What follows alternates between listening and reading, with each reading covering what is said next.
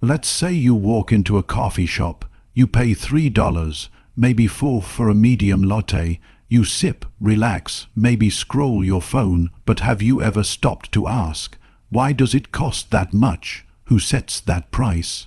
And more importantly, who gets your money? The truth is that price tag says a lot more than just coffee.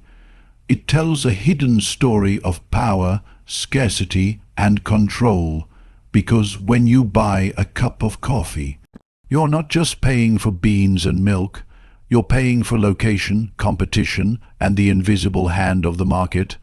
Most people think prices come from the cost of ingredients, but that's not where most of your money goes. The coffee beans, they're cheap, maybe a few cents per cup. The milk, the cup, the sugar, still not much. Even labor doesn't eat up most of the cost. So where does your money actually go? Rent. More specifically, you're paying for scarcity power. That coffee shop sits in a high foot traffic area, a corner where lots of people pass by, and that space is limited. Only a few shops can exist on that block, so landlords charge more, and coffee shops, knowing they'll get steady business, pay the premium. That rent gets passed down to you in the form of higher coffee prices.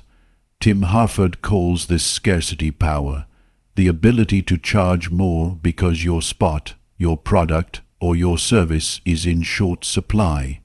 Think about it.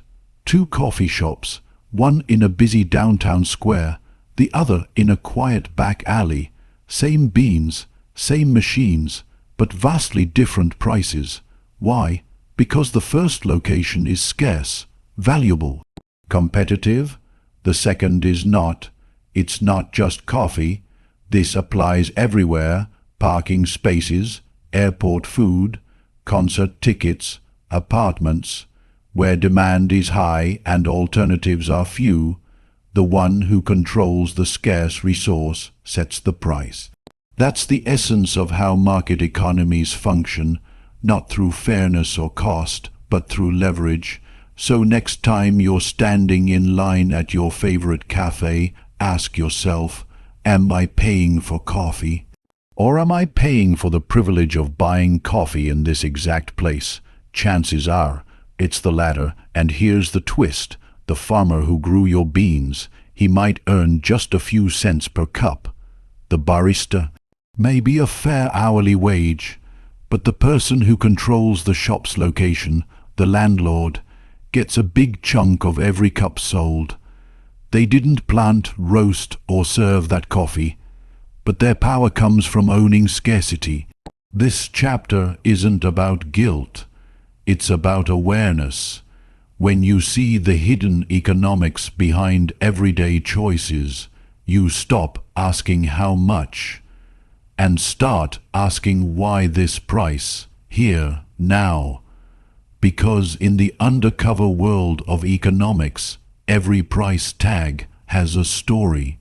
In the next chapter, we'll explore how supermarkets manipulate your decisions and what they don't want you to know about pricing, layout, and psychological tricks. Stay curious. Chapter 2. What supermarkets don't want you to know. Walk into your local supermarket. Bright lights, neatly stacked shelves, discount signs, soothing music, aisles full of options. But behind that calm, everyday scene, there's a carefully designed battlefield. Because every product, every shelf, every price is part of a strategy to make you spend more, without you ever realizing it. This chapter pulls back the curtain on one of the most well-engineered economic environments of all time, the modern supermarket. Let's start with something simple, the shelf. Did you know that the most expensive products are often placed at eye level?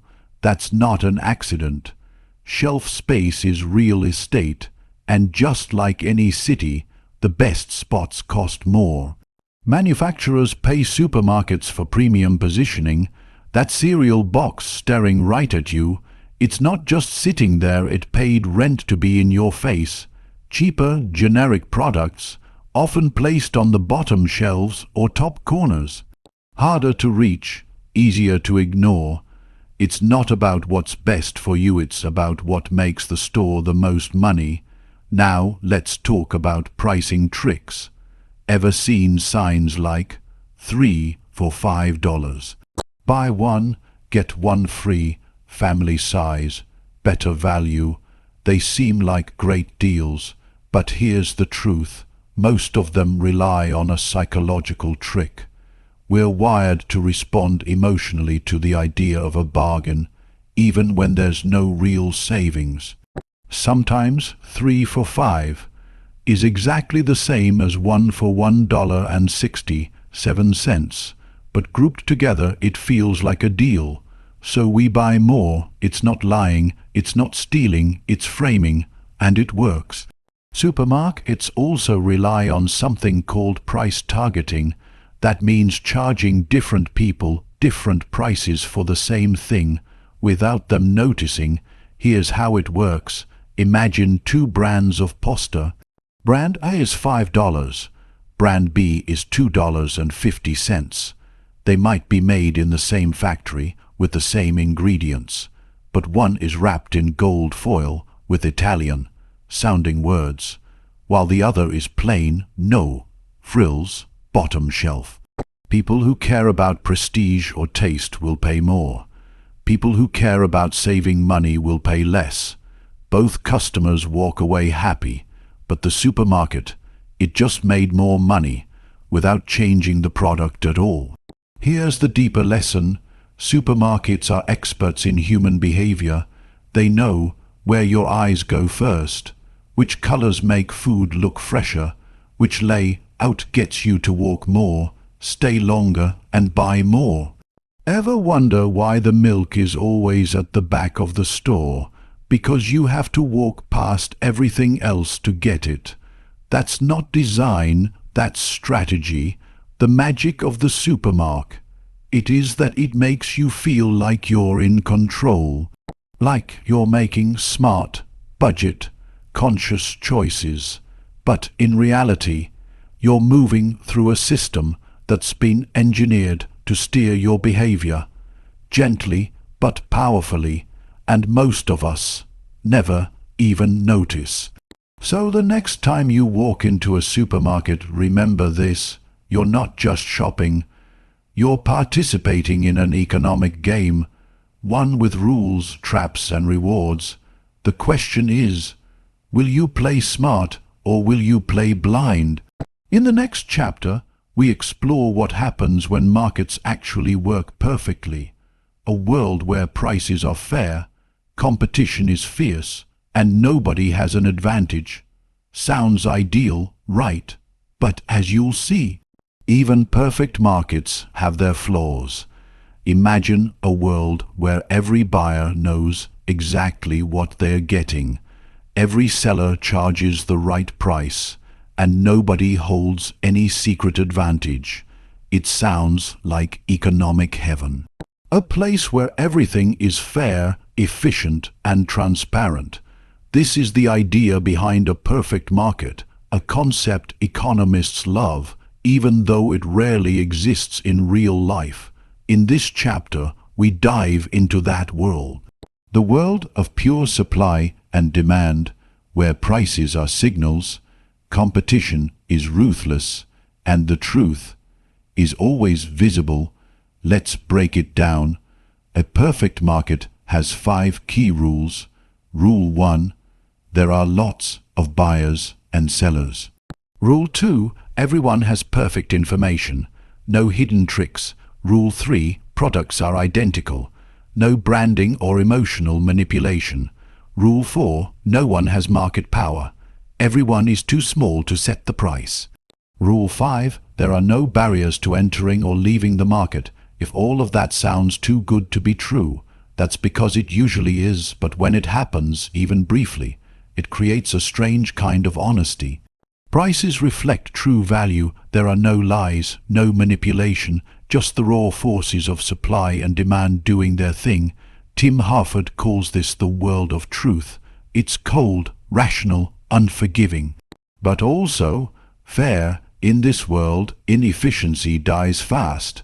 If one seller charges more than another, customers leave instantly. If someone tries to fake quality, the market exposes them. Nobody can cheat for long. It's a beautiful idea, and sometimes real life comes close. Think about foreign currency exchange, or online flight ticket prices, or auctions where bidders compete in real time. In these spaces, prices move quickly, and everyone knows what's going on. That's a glimpse into a truly efficient market. But here's the problem. Real life is messy. People don't always act rationally. We get emotional. We trust brands. We make snap decisions. And companies take advantage of that. They use marketing, packaging, location, and loyalty to carve out power in an otherwise fair market. That's why perfect markets don't last. As soon as someone finds a way to stand out, they create scarcity, confuse the buyer, or block the competition. And the truth starts to fade. Still, perfect markets matter. Even if they're rare, they set a benchmark, a gold standard for fairness and efficiency. Economists use that benchmark to figure out where real markets go wrong and what happens when power, manipulation, or bad policies get in the way. So, when prices seem unfair or products don't match their cost, ask yourself, what's getting in the way of perfection here? Because somewhere behind every broken market is a hidden truth trying to get out. In the next chapter, we'll shift from markets to traffic, yes, traffic jams, and explore what happens when too many people chase a free resource. All at once, you'll never look at a busy road the same way again. You're sitting in your car, creeping forward, horns blaring, frustration rising. You glance at the clock already late, and you think, why is this road always jammed? Why don't they just build more lanes? This chapter answers that question. But more than that, it reveals a deeper truth. When something is free and valuable, people overuse it. And that creates problems you can't just fix by throwing money at the pavement. Let's look at roads. They're free to use, no entry ticket, no time slots, no cost per mile, but they're also incredibly valuable. They help you get to work, deliver goods, go to school, meet friends. The result? Everyone wants to use them at the same time. And that's where the trouble begins. Tim Harford introduces us to the idea of externalities. An externality is when your decision affects other people without you paying for it. In traffic, your car doesn't just slow you down. It slows everyone else down too. But you don't pay a penalty for that. You have no incentive to drive less. Multiply that by thousands of people, and you get gridlock. Here's the problem with the usual solution: building more roads. It sounds logical. More lanes equals more space equals less traffic. Right, wrong. What actually happens is something called induced demand. The moment people hear there's a new road, or a faster route, or less traffic, more people start driving. The lanes fill up again. The problem returns. Sometimes it even gets worse, because making something valuable more available without charging for it only increases demand. So what's the answer? It's something few politicians want to say out loud. We need to put a price on traffic. It's called congestion pricing. You charge drivers to use certain roads at peak times, just like we pay more for movie tickets on weekends or electricity during summer. The goal isn't to punish anyone. It's to help people make better choices. Those who can shift their schedule or take another route will do so. Those who truly need to drive will pay and benefit from less congestion. Cities like London and Singapore have already done this. And the results: lower traffic, shorter travel times, cleaner air, and most surprisingly, less frustration, because when people understand the true cost of their choices, they act more efficiently, and that's the heart of good economics. The bigger lesson here isn't just about traffic. It's about how we use shared resources, whether it's roads, public parks, or hospital waiting rooms. When something is free, people use it more than they should. And unless we create the right incentives, we end up with scarcity, delays, and stress. Sometimes the fairest thing to do is to charge a price.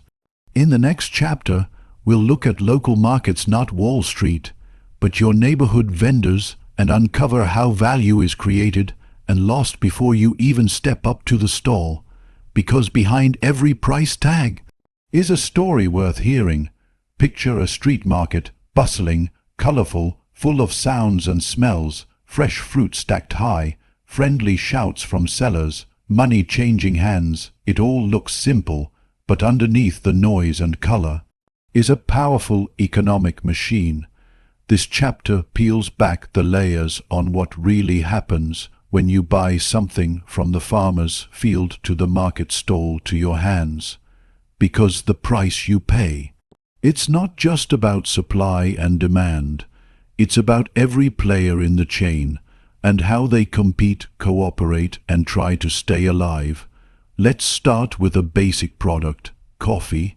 Not from your fancy cafe this time, but from the ground where it all begins, the coffee farm.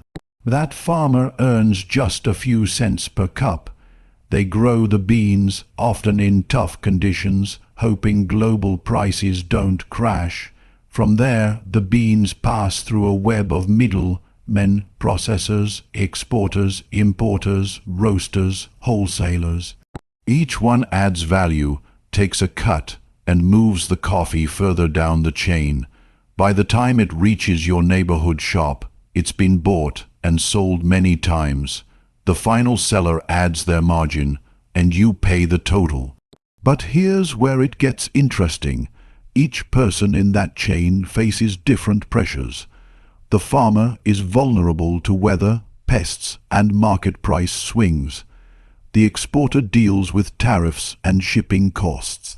The shop owner negotiates rent and shelf space, and you, the buyer, make a decision in 10 seconds, based on taste, brand, and maybe price. It's a system that only works if every part connects smoothly. And even then, the power is not equally shared. Often, those at the top, retailers, brands, supermarkets, hold more pricing power than those who actually made the product. That's why coffee farmers stay poor while cafe chains thrive. Tim Harford reminds us that markets are not always fair. They are efficient, yes, they match supply with demand, but they don't guarantee justice. If a producer can't compete, they vanish. If a middleman adds no value, they're replaced.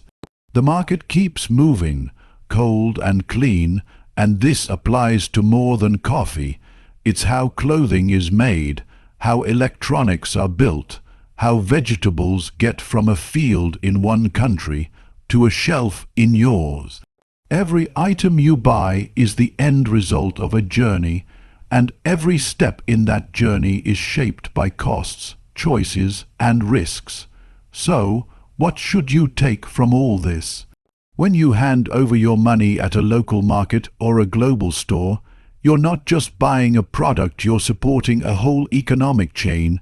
Some parts you see, most parts you don't, but every link matters. And the price tag, it's just the final whisper of a conversation that started far away, long before you arrived. In the next chapter, we'll look at how people make decisions not just based on money, but based on emotions, habits, and surprising psychology. Because in economics, people don't always act the way you expect. Economists love to say that people are rational, that we weigh choices, compare prices, maximize value, We're calculators in human skin. But walk through a mall, watch someone at a restaurant, listen to your own brain during a sale. Are we really that rational? This chapter explores a hidden truth. We don't always make sense, and yet, even when we act strangely, there's a logic underneath, a different kind of reason, a reason shaped by psychology, emotion, and context. Let's start with a classic riddle. Imagine a coffee shop offering two sizes. A small for $3, a large for $4. Now they introduce a third option, a medium for $3.75. Most people now pick the large. Why? Because compared to the medium, the large looks like a better deal, even though nothing changed about the drink itself.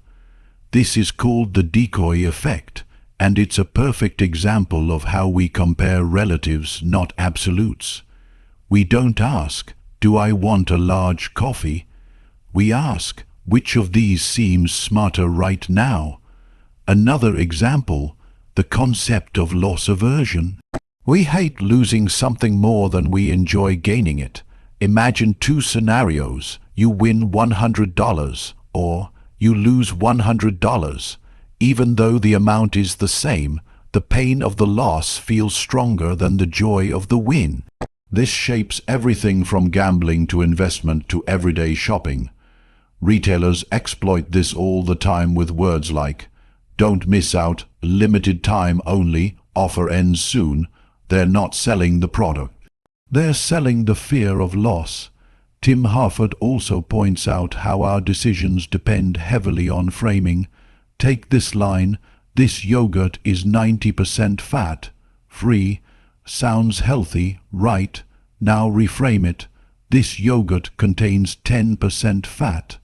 Same product, different feeling. Marketers, politicians, and even doctors use framing to guide your choices, often without you realizing it. It's not manipulation. It's using the quirks of human psychology to create influence. Even something as basic as saving money gets complicated. We know it's smart, we want to do it, but we don't. Why? Because we discount the future. A reward today feels bigger than a reward tomorrow. It's why people choose a slice of cake over a healthy salad, or buy a new phone instead of saving for retirement. This isn't stupidity, it's human nature. We're wired to live in the now, not the later. And that's what makes economic decisions so complex and so interesting. So what's the takeaway from all these rational riddles? It's this: humans are predictably irrational. We take shortcuts. We compare badly. We respond to feelings more than facts. But when you understand these patterns, you can make smarter decisions. You can see past the tricks, and most importantly, you can understand why people, businesses, and even entire markets behave the way they do. In the next chapter, we leave the world of consumers and step into history. Specifically, the fall of the Soviet Union, where price signals vanished and the economy collapsed, because knowing what something's worth is more important than most people realize. In a market economy, prices speak. They whisper truth, signal scarcity, reveal value. They guide decisions like invisible threads. But what happens when those signals go silent? This chapter takes us to the heart of central planning, where the government sets the prices. And the consequences are catastrophic.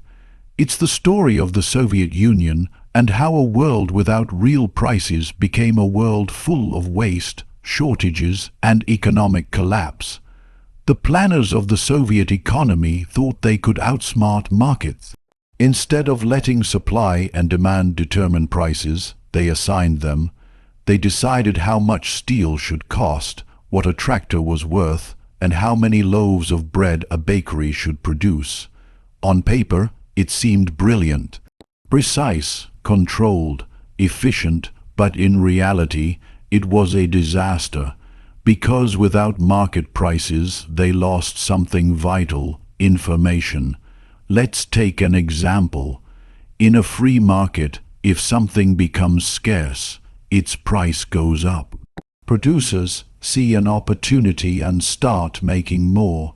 Buyers might cut back. Balance is restored. But in a planned economy, that feedback loop is broken. If there's a shortage of shoes, people line up for hours. But prices don't rise, so no signal is sent. No new producers enter the market, and the shortage continues. Worse still, factories that do produce have no reason to improve. Their profits are guaranteed, their quotas fixed, their innovation zero. Harford describes this world as a kind of economic blindness. In the Soviet Union, they made more nails by weight, not by usefulness. So workers built giant heavy nails, too big to use but great for hitting targets. When the quota changed to number of units, they made tiny, useless nails, hundreds of them. It wasn't stupidity, it was the wrong incentive, because the planners didn't understand what the market understands automatically. Prices are more than numbers. They are compressed knowledge, signals from millions of buyers and sellers, each making real decisions. When prices lie or disappear, systems fall apart. Goods pile up in the wrong places. Resources get wasted, needs go unmet, and over time even a powerful regime like the Soviet Union begins to crack because no one, not even a brilliant planner, can outthink the combined wisdom of the market. The lesson: freedom to set prices is freedom to learn. In a healthy market, prices adjust. They reflect risk, reward, scarcity, value. They aren't always perfect, but they're honest. And in economics, honesty is everything. In the next chapter, we'll shift our focus from broken economies to struggling nations and explore the deeper question: why are poor countries poor? The answers might surprise you. We hear it all the time.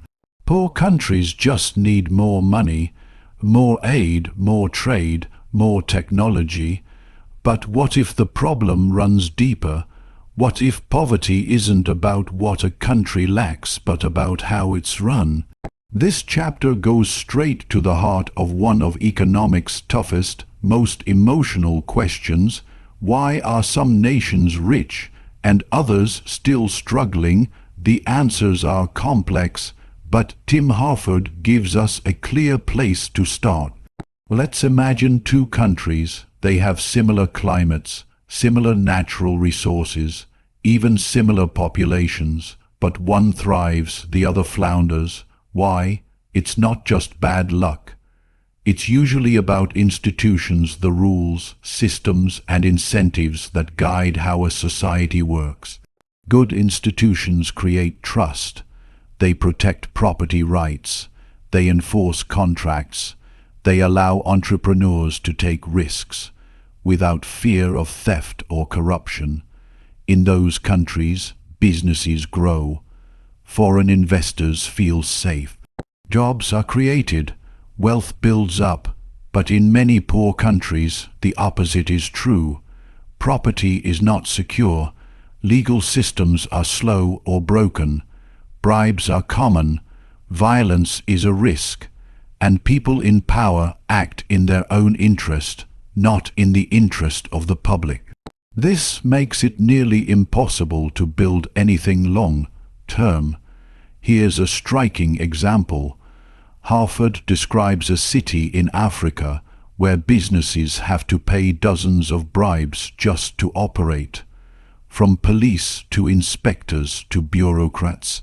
Now imagine trying to run a shop in that environment. How do you grow? How do you hire people? How do you plan for the future? You don't. So money gets hoarded, growth stalls, and poverty stays locked in place. It's not just corruption, though. Poor infrastructure makes transport expensive. unstable governments scare off investment, and poorly run schools and hospitals limit human capital, the most valuable resource a country has.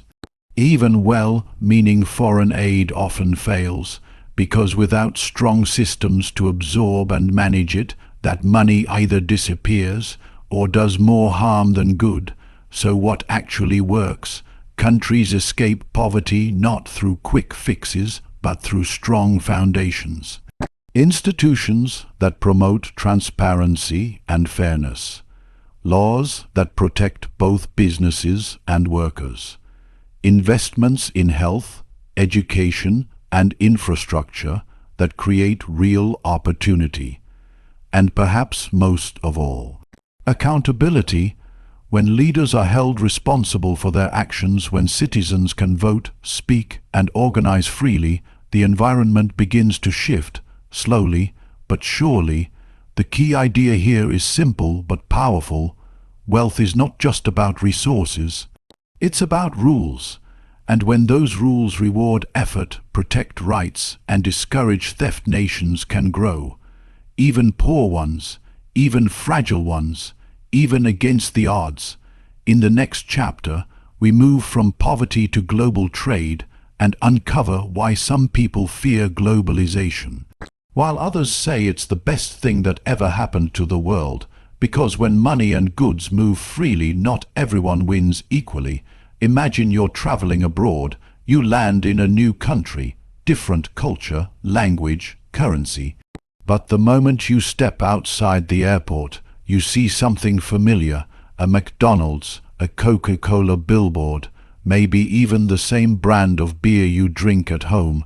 This is globalization in action, and for some, it's a symbol of progress.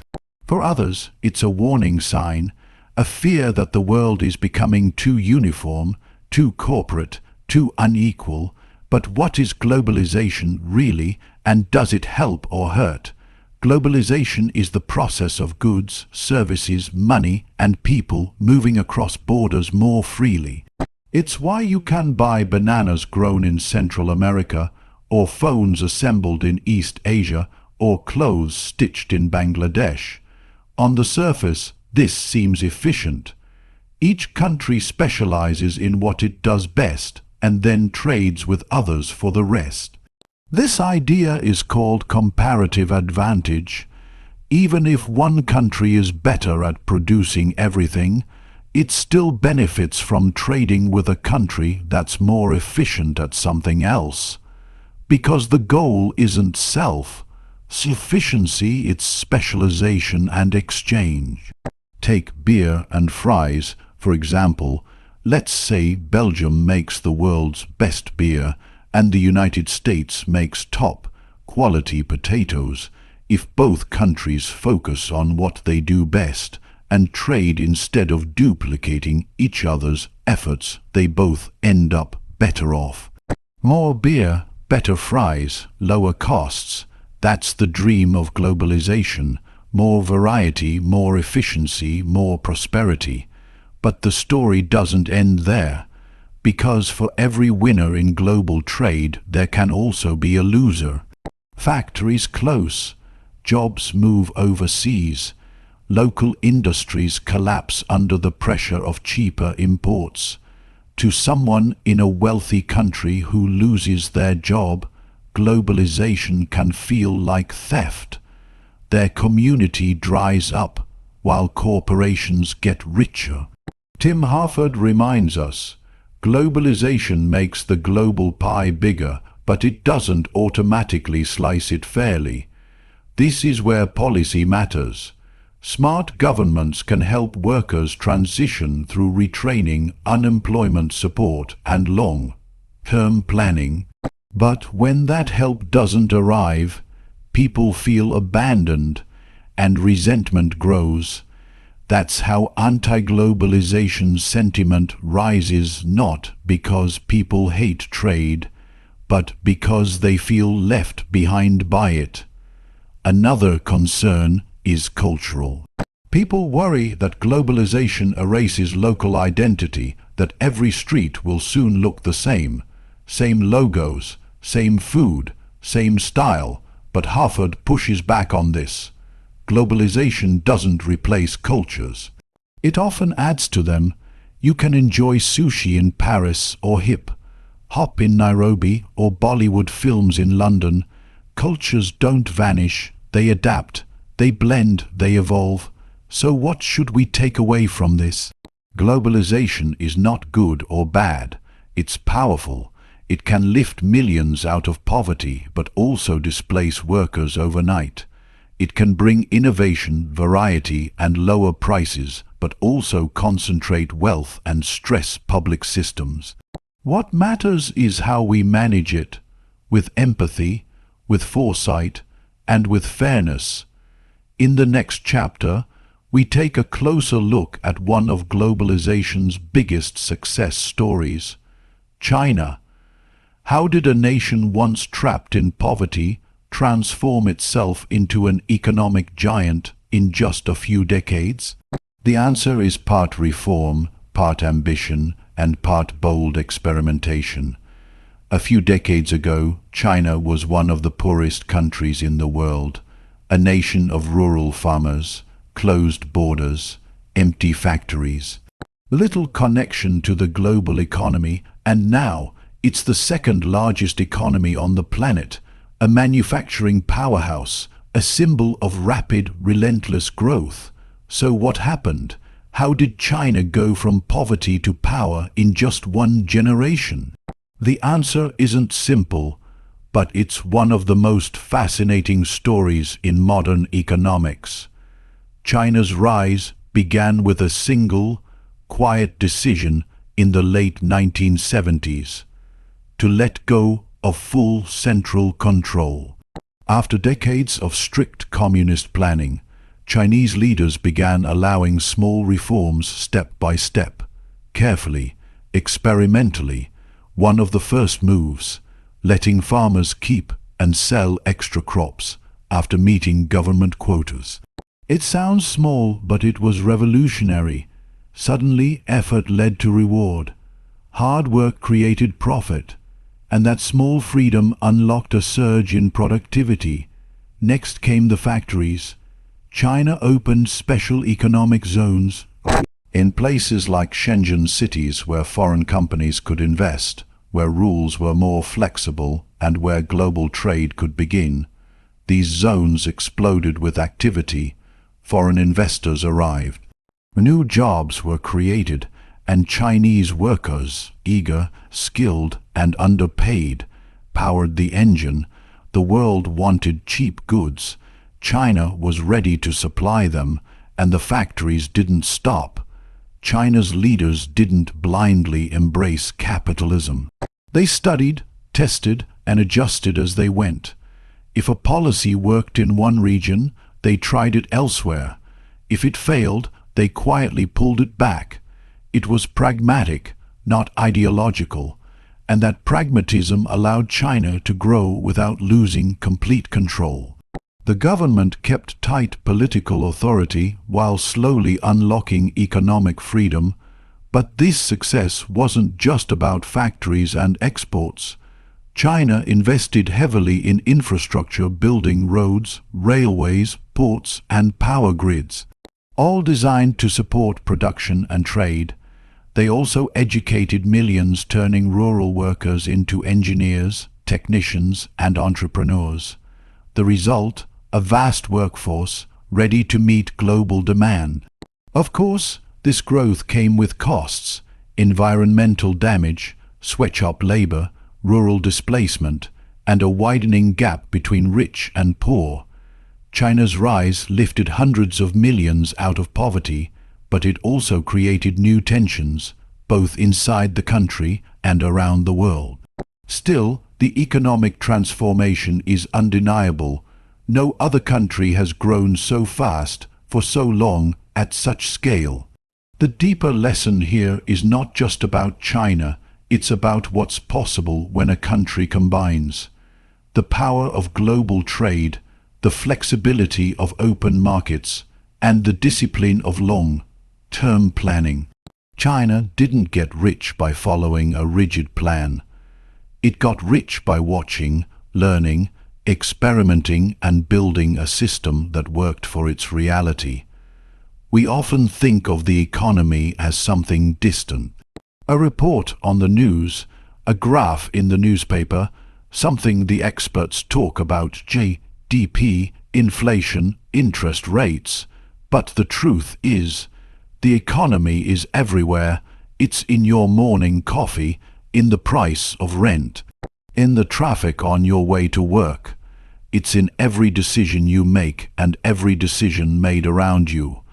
This chapter reminds us that economics isn't just about money, it's about people, choices and incentives. And once you start to see it, you'll realize the economy is much bigger than you think. Take, for example, a hospital. We think of it as a place for care, science, healing, but it's also an economic system. Doctors make decisions about treatments based on time, resources and risk. Hospitals allocate beds like scarce real estate. Patients respond to incentives, whether it's free care, co-pays or long wait times. Every medical choice has economic consequences, and every economic policy can affect health. Now zoom out, think about education, think about crime, think about environmental protection, all of it tied to economics. Tim Harford shows us that economics is not limited to markets. It explains why people behave the way they do, how systems react, and what happens when incentives go wrong. Why do people overfish in oceans? Why do cities sprawl? Why do some charities save lives for pennies, while others waste millions? The answer isn't always greed or stupidity. Often, it's because the incentives are misaligned.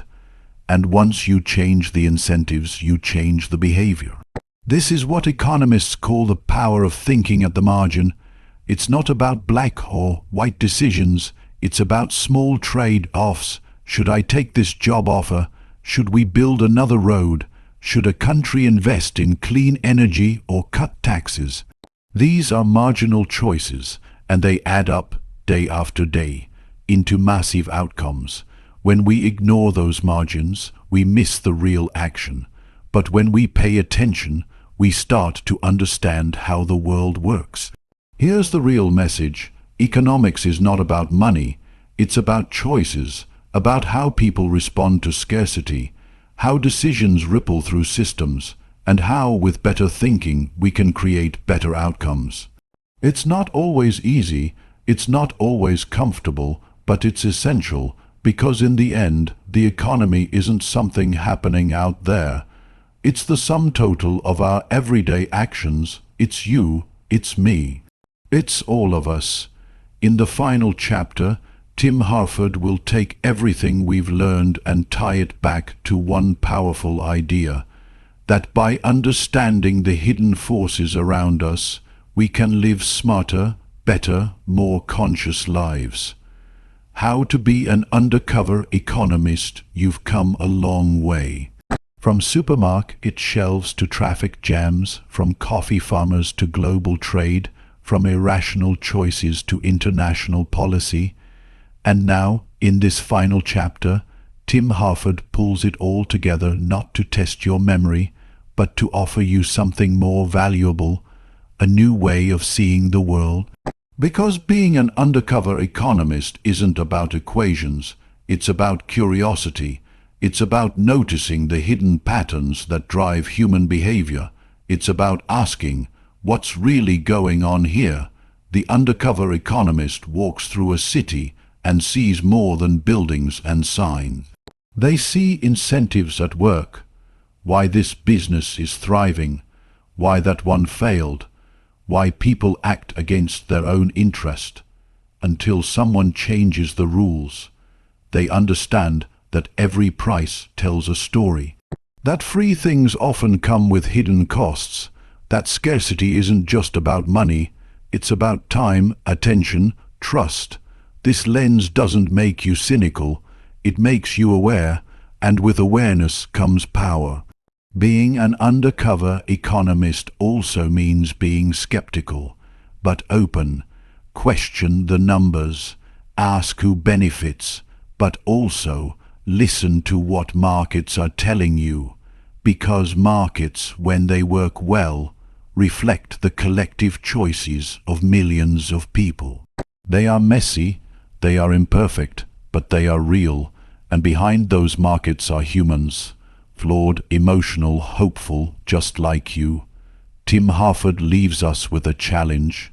Don't just observe, engage.